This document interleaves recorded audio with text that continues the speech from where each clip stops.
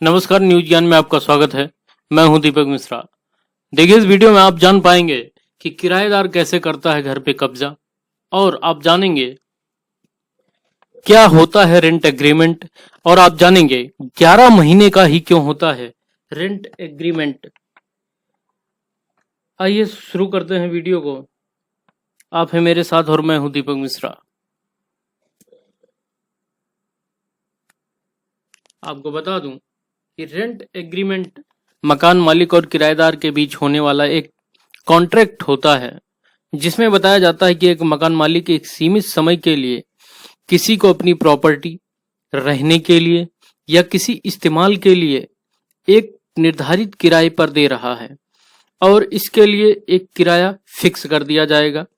इस एग्रीमेंट में किराएदार और मकान मालिक के बीच जो शर्तें तय की जाती हैं उनको लिखा जाता है। जी हाँ, उनको लिखा जाता है, और दोनों आपस में इस कॉन्ट्रैक्ट के जरिए कुछ शर्तों पर राजी होते हैं। और सबसे बड़ी बात, क्या ये कोर्ट में मान्य होता है? जी हाँ, ये कोर्ट में मान्य भी होता है। आपकी जानकारी के लिए बता दूं।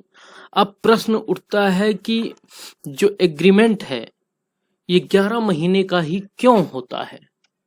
आपने देखा हो कि जब भी किराएदार, मकान मालिक या कोई ब्रोकर रेंट एग्रीमेंट बनवाता है तो 11 महीने का ही कॉन्ट्रैक्ट बनवाता है।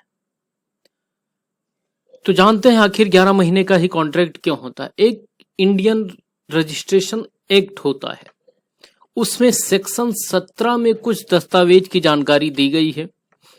उनके रजिस्ट्रेशन जरूरी है, और लीज डीड भी उसमें बताई। आपको बता दें कि रेंट एग्रीमेंट को एक तरह से लीज डील भी माना जाता है।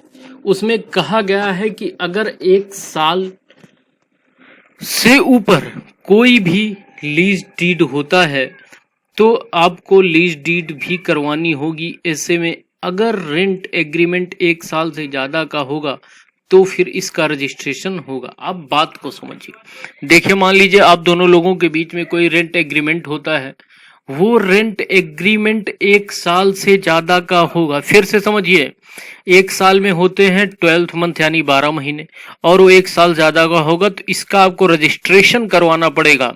ये किस में लिखा है? इंडियन रजिस्ट्रेशन एक्ट के सेक्शन 17 में लिखा है।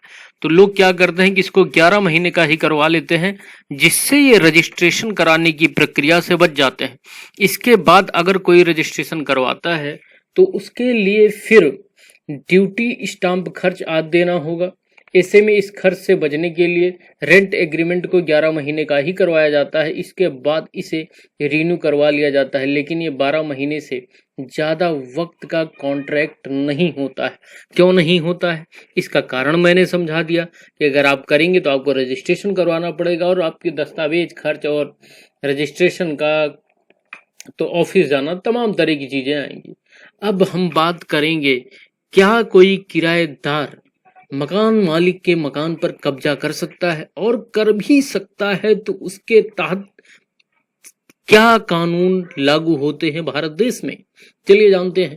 कानूनी जानकारों का कहना है कि वैसे तो कभी किसी भी किराएदार का मकान मालिक की संपत्ति पर हक नहीं होता है, सबसे बड़ी बात है। लेकिन कुछ परिस्थितियों में किराए पर रहने वाला व्यक्ति उस पर अपना जाहिर कर सकता है। क्या? दावा जाहिर कर सकता है। ट्रांसफर ऑफ प्रॉपर्टी एक्ट के अनुसार एडवर्स पोजीशन में ऐसा नहीं होता, और इसमें जिस पर संपत्ति का कब्जा होता है वो उसे बेचने का अधिकारी भी होता है। यानी अगर कोई 12 साल तक किसी संपत्ति पर एडवर्स पोजीशन रखता है तो उसे संपत्ति का अधिकार मिल जाता है। कहने का मतलब सीधा सा ये, मान लीजिए ये किसी का घर है, कोई मकान मालिक के यहाँ कोई किराएदार जाता है, किराएदार क्या गया, इस घर में 12 साल तक अपना एडवर्स पोजीशन रखता है यानी रहता है, तो क्या कर सकता है? इस मकान पर अपना दावा कर सकता है। जी हाँ, ऐसा देखा भी गया है कई मायनों में। तो कृपया सावधान रहें, जो भी करें रजिस्ट्रेशन के तहत करें, और बिल्कुल सावधानी बरतें, अदरवाइज घर से हाथ धो बैठेंगे। Thanks for listening. Thank you.